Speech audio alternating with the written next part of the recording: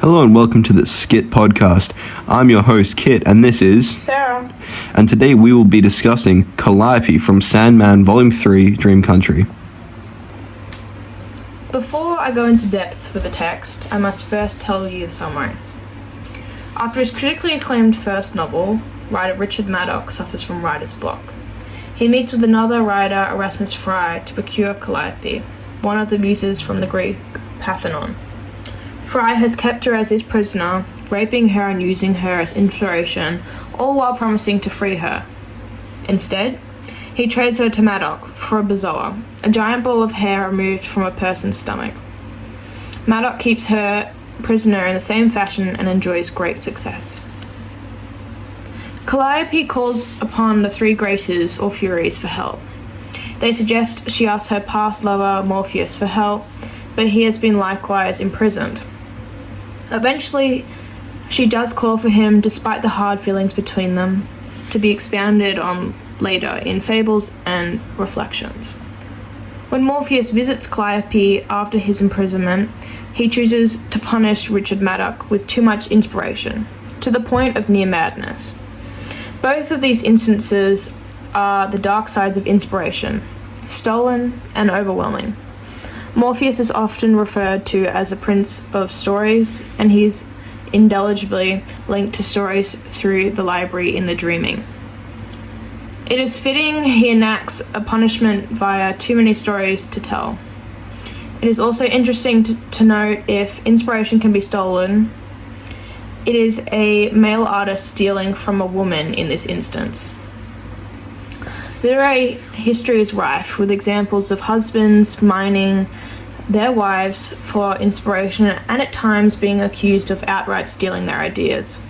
The question of where ideas comes from gets raised, along with the idea of who they belong to.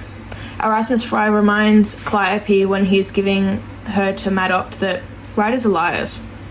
In truth, storytellers are often thieves, or at least repackages of the same tale told over and over again.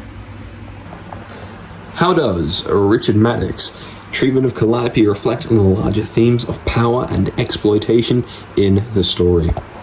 Richard Maddox's treatment of Calliope serves as a microcosm of larger themes of power dynamics and exploitation within the story.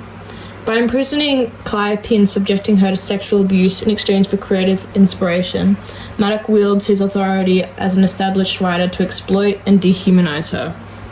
This abuse of power underscores the broader societal issues of exploitation and manipulation inherent in the creative industry, where individuals in position of influence may exploit others for their own gain.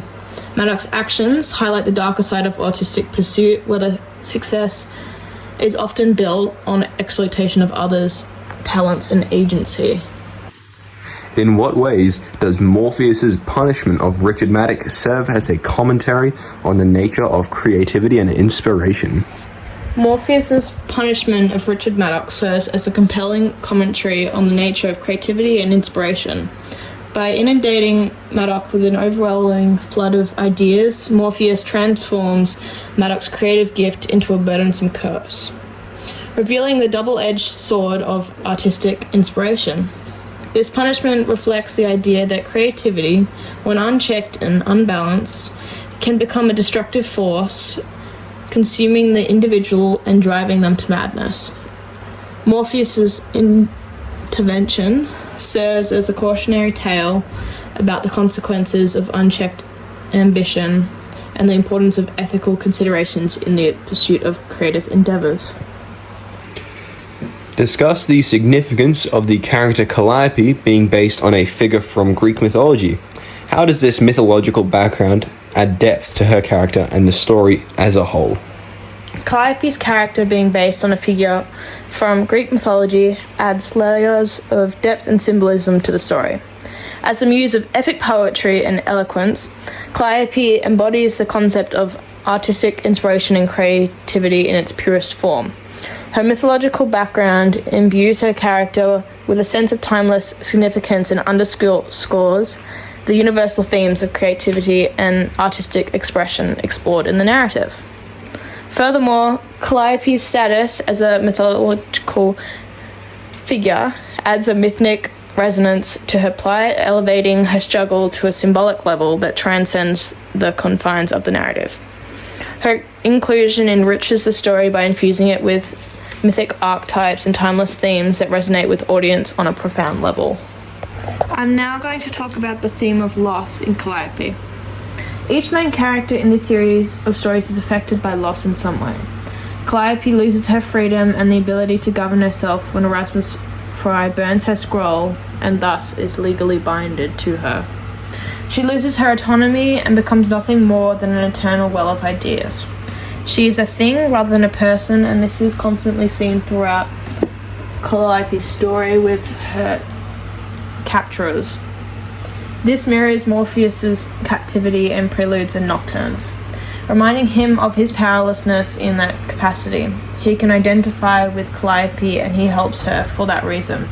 They both understand what it is like to endure, to wait, and to then survive. They are both significantly changed by the experience.